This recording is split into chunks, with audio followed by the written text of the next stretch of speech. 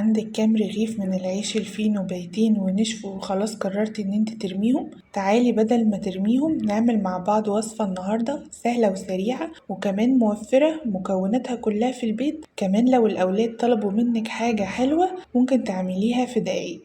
يلا نشوف الوصفة بتاعتنا النهاردة هنعملها مع بعض ازاي. في الخلاط نزلت ب3 كوبايات من الحليب و3 رغيفة فينو، والعيش الفينو عندي كان ناشف فبدأت ان انا اسيبه كده في اللبن شوية قبل ما احط باقي المكونات علشان يطرى معايا. سبته تقريبا ربع ساعة لحد ما باش خالص، وبعد كده نزلت بيه باقي المكونات.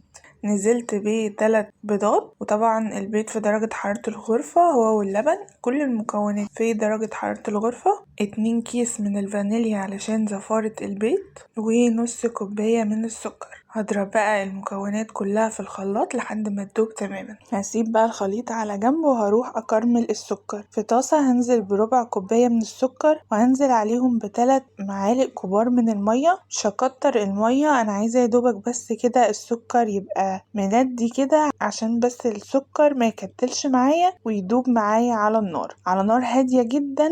هسيبه لحد ما يسيح ويوصل للشكل ده. اول ما الاقي ان هو بدأ يتكرمل من النص كده هبدأ ان انا اقلبه، ونخلي بالنا ان احنا نشيل الطاسة من على النار والكراميل لسه فاتح لان هو هيغمق معانا. وخطوة كمان مهمة ان انتي اول ما تخلصي كرملة السكر تنزلي بيها على الطاجن على طول، علشان لو سبتيها في الطاسة هتبقى لسه سخنة والسكر هيكمل سواه وهيتحرق مني. نزلت بقى بالسكر مكرمل في الطاجن وهسيبه بس دقيقة، هلاقيه ان هو جمد معايا. ما نزل عليه الخليط ما يتزحلقش وهلاقيه ماسك كويس في الطاجن.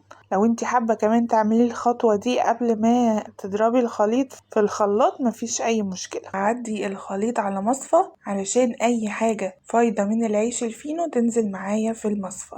لو في اي زيادات وقعت منك على طرف الطاجن وانتي بتصبي الخليط زي ما حصل معايا كده تمسحيها بمنديل علشان ما تتحرقش في الفرن. بعد كده احط الصينية في حمام مائي، وما ينفعش ان انا ادخل الصينية في الفرن على طول من غير ما احط، هتتحرق مني. نزلت كده في صينية اكبر من القالب اللي انا حاطة فيه الخليط بتاعي، نزلت فيها بمية مغلية، وبعد كده حطيت القالب بتاعي في الصينية. دخلتها على فرن متسخن من قبل على درجة حرارة من 170 ل 180 على حسب حرارة الفرن بتاعك. هتقعد مش أقل من ساعة. هدخل خلة السنان، لو طلعت معايا نضيفة يبقى كده الكريم كراميل بتاعي استوى وبقى تمام. هطلعه وهسيبه يبرد تماما، وبعد كده هدخله التلاجة، وبعد 2-3 هبدأ ان انا اقلبه. وده شكله بعد ما قلبته. بجد طعمه حلو جدا وكريمي وبيدوب في البق، ومحدش هيصدق ان انتي عاملاه بالعيش الفينو البايت عندك. وكمان المدارس داخلة علينا وبيبات معانا عيش فينو كتير وبينشف مننا، فأي حد ينشف معاه عيش فينو بدل ما يرميه يروح يعمل وصفة على طول من غير ما يفكر في تكاليفها. وأتمنى ان تكون الوصفة عجبتكم.